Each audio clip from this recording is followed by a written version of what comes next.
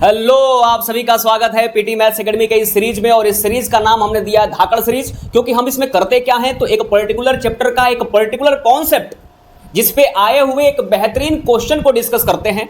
हमारे स्क्रीन पे एक क्वेश्चन दिख रहा है जो चैप्टर नंबर 4 को बिलोंग करता है और जो टॉपिक है वो नेचर ऑफ रूट है।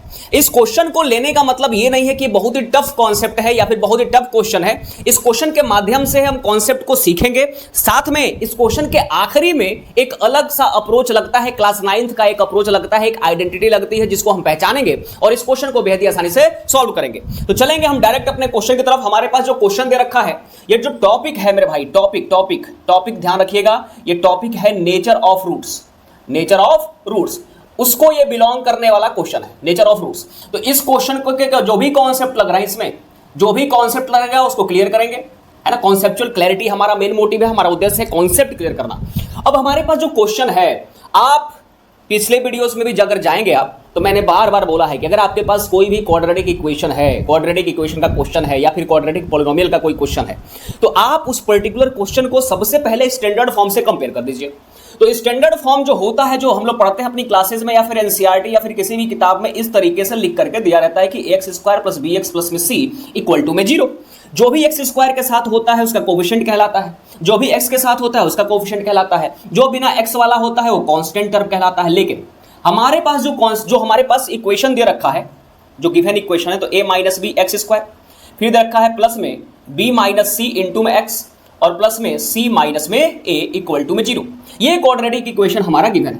अगर इस क्वाड्रेटिक इक्वेशन को अगर हम इस क्वाड्रेटिक इक्वेशन को इससे कंपेयर करें तो क्या होगा, कंफ्यूजन क्रिएट होगा। इसलिए हम करेंगे क्या, इस क्वाड्रेटिक इक्वेशन के स्टैंडर्ड फॉर्म की जगह पे हम ये वाला स्टैंडर्ड फॉर्म ले लेंगे, ax² प्लस में bx प्लस में c बराबर में 0। अब इसका कंपैरिजन कर देंगे इस क्वाड्रेटिक इक्वेशन से। अब इसका कंपैरिजन हो जाएगा इस क्वाड्रेटिक इक्वेशन से। जब हम कंपैरिजन करना स्टार्ट करेंगे तो जो कैपिटल A की वैल्यू आएगी वो आएगी a माइनस में b, जो कैपिटल B की वैल्यू आएगी वो आएगी b माइनस में c, और जो कैपिटल C की वैल्यू आएगी वो आएगी c माइनस में a। तो हम a, b और c की वैल्यू क्या कर लिए, फाइंड आउट कर लिए। सबसे बेसिक अप्रोच आपका यही होना चाहिए कि कोई भी क्वाड्रेटिक इक्वेशन दे रखा है उसको स्टैंडर्ड फॉर्म से कंपेयर कर दीजिए। स्टैंडर्ड फॉर्म से कंपेयर करके ए बी सी की वैल्यू लिख देंगे तो आपको अगर 3 नंबर का क्वेश्चन है या फिर 5 नंबर का क्वेश्चन है, उसमें एटलीस्ट आप आधा नंबर तो पा ही सकते हैं। ठीक, एग्जामिनर खुश हुआ तो हो सकता है कि 1 नंबर दे दे। अब हमको बोल रखा है कि जो इसके रूट्स है ना, वो रूट्स जो है वो इक्वल है, जो रूट्स हैं वो इक्वल है। तो रूट्स जब इक्वल होते हैं तो आपका जो डिस्क्रिमिनेंट होता है, या फिर उसी को हम डिस्क्रिमिनेंट कहते हैं, या फिर उसको कैपिटल डी से हम क्या करते हैं, डिनोट करते हैं, तो उसकी वैल्यू हो जाती है 0 के इक्वल। जो आपका d है, d = में b² माइनस में 4ac = में हो जाता है 0, क्योंकि जो रूट्स हैं वो क्या है, इक्वल है। जो रूट्स हैं वो क्या है, इक्वल है मेरे भाई, जो रूट्स हैं वो क्या है, इक्वल। ठीक, अब ये बताइए माइनस का 4ac जाएगा तो क्या बन जाएगा, प्लस का 4ac। माइनस का 4ac गया मेरे भाई तो क्या बन गया, प्लस का 4ac। अब b की वैल्यू क्या लेकर के आए हम लोग, तो b की वैल्यू लेकर के आए हैं b - c, तो b - c का होल स्क्वायर हो गया, प्लस में 4। a की वैल्यू कितनी है, a की वैल्यू है a - b, a की वैल्यू है मेरे भाइयों a - b, और साथ में c की वैल्यू कितनी है, तो c की वैल्यू है c माइनस में a। उम्मीद है यहां तक आप समझ पाए होंगे। इसमें क्या कर देंगे, यहाँ पे इसमें लगा देंगे a - b का होल स्क्वायर, जो आप सब जानते हैं होता क्या है मेरे भाइयों, a² प्लस b² माइनस में 2ab। तो यहाँ a की जगह पे कौन है, स्मॉल b, ये हो जाएगा b² प्लस में c² माइनस का 2bc। सिमिलरली ये हो गया 4। इसमें लगाएंगे डिस्ट्रीब्यूटिव लॉ, a का मल्टीप्लीकेशन c से, a का मल्टीप्लीकेशन माइनस a से, माइनस b का मल्टीप्लीकेशन c से, और माइनस b का मल्टीप्लीकेशन माइनस a से।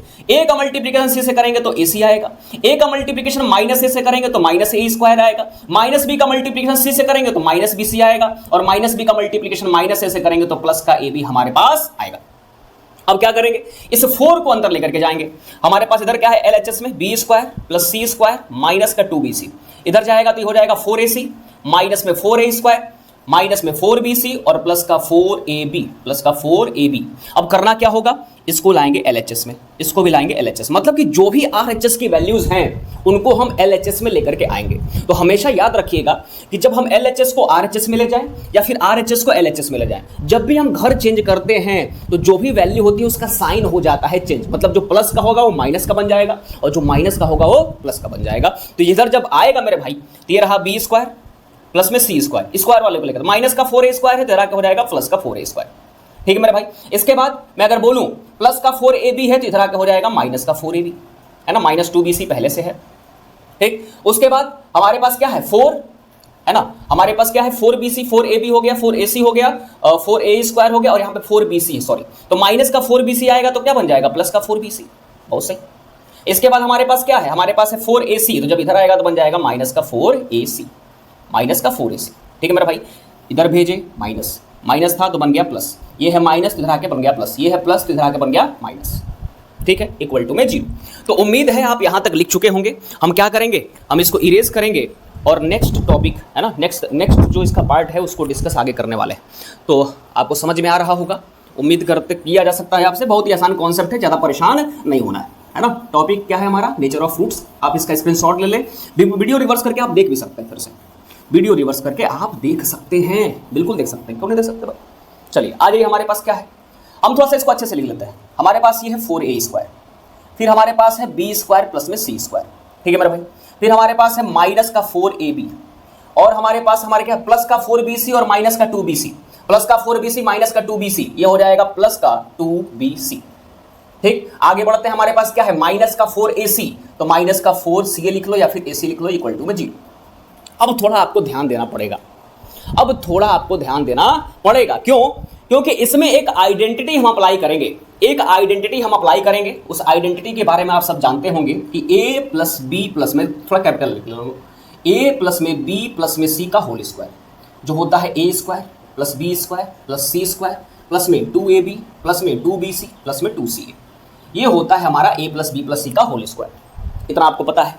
हम क्या बोले, मैंने ये बोल लिया, मैंने ये मान लिया, देखिए ये हो रहा है 4a², यहाँ आ रहा है माइनस का 4abc, माइनस का 4ab, यहाँ पे आ रहा है प्लस का 2bc और यहाँ पे आ रहा है माइनस का 4c। मतलब कि a जिससे मल्टीप्लाई हो रहा है उसको नेगेटिव बना दे रहा है। ठीक, इसका मतलब ये दोनों आपस में मल्टीप्लाई हो रहे हैं तो पॉजिटिव ही रह रहा है, तो b का हिस्सा क्या होगा पॉजिटिव, c का हिस्सा क्या होगा पॉजिटिव, और जो a है यही आपका नेगेटिव वाला हिस्सा है, यही आपका क्या है नेगेटिव वाला। अगर मैं बोलूं कि a की वैल्यू क्या है -2a और b की वैल्यू क्या है स्मॉल b और c की वैल्यू क्या है स्मॉल c, देखिए उस वाले आइडेंटिटी को ये फॉलो करता हुआ आपको दिखेगा। हम 4a² को लिख सकते हैं -2a का होल स्क्वायर, हम b² को लिख सकते हैं b² ऐसे कैप ना ब्रैकेट में ले लिया, confusion of, equal two plus में c²।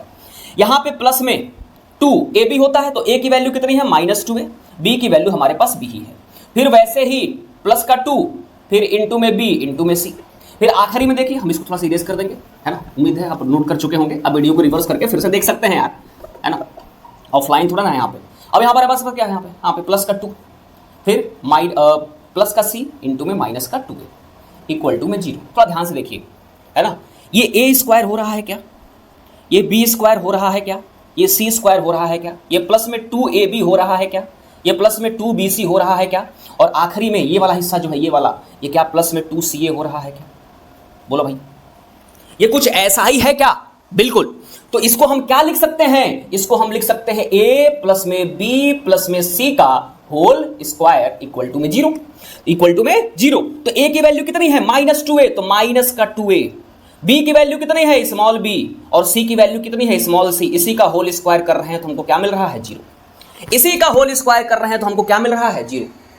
ठीक है मेरा भाई, तो किसका स्क्वायर करें, किसका स्क्वायर करें तो 0 मिले, भैया 0 का स्क्वायर करते हैं तभी 0 मिलता है, और कोई चांस नहीं है 0 लाने का। मतलब किसी और वैल्यू का अगर आप स्क्वायर करेंगे तो कभी 0 आपको हासिल नहीं होगा, 0 का स्क्वायर करने पे ही आपको 0 मिलता है। तो यहां से कंक्लूजन क्या निकला, यहां से कंक्लूजन क्या निकला भैया, कंक्लूजन क्या निकला, निष्कर्ष क्या निकला, कंक्लूजन क्या निकला मेरा भाई, तो माइनस का 2a प्लस में b प्लस में c इक्वल टू में 0, माइनस का 2a इधर पलटो, माइनस का 2a उधर जाएगा तो क्या बन जाएगा प्लस का 2a, तो b प्लस में c इक्वल टू में 2a प्रूफ हो चुका है। थोड़ा सा और सही के लिख दो तो क्या हो जाएगा 2a बराबर में b प्लस c भी लिख सकते हैं। तो उम्मीद है आप इस क्वेश्चन को समझ पाए होंगे। एक बेसिक सी आइडेंटिटी इसमें लगी है किसकी, a plus b plus c का होल स्क्वायर, जो होता है a² plus b² plus c² plus का 2ab प्लस का 2bc और प्लस का 2ca, है ना। तो यहाँ पे a की वैल्यू हम क्या ले लेंगे -2a, b की वैल्यू स्मॉल b और कैपिटल c की वैल्यू स्मॉल c। हम -2a क्यों लिए, क्योंकि हम यहाँ देख रहे हैं ना कि जब ये दोनों b और c आपस में बहुत बढ़िया घुल मिल के हैं, इन्हें कोई फर्क नहीं पड़ रहा है, ये पॉजिटिव है दोनों, लेकिन जिसके साथ a मल्टीप्लाई हो रहा है उसको नेगेटिव बना दे रहा है। तो हमने कैपिटल ए की वैल्यू कितनी ले ली, -2 है। कैपिटल बी की वैल्यू कितनी ले ली, स्मॉल बी। कैपिटल सी की वैल्यू ले ली हमने स्मॉल सी। तो इस तरीके से हमने इस क्वेश्चन को सॉल्व किया। उम्मीद है आप समझ पाए होंगे। अगर नहीं समझ में आया है तो आप वीडियो को फिर से रिवर्स कर सकते हैं, फिर से शुरू कर सकते हैं, और जो भी पार्ट आपका छूटा हो लिखने में उसको आप फिर से लिख सकते हैं, समझ सकते हैं, है ना। तब तक के लिए आपका दिन बहुत शुभ हो। आप हर एक नए दिन के साथ एक नई शुरुआत करें, एक अच्छी शुरुआत करें, और आपका भविष्य बहुत ही उज्जवल। तब तक के लिए नमस्कार, बाय बाय, हर हर महादेव।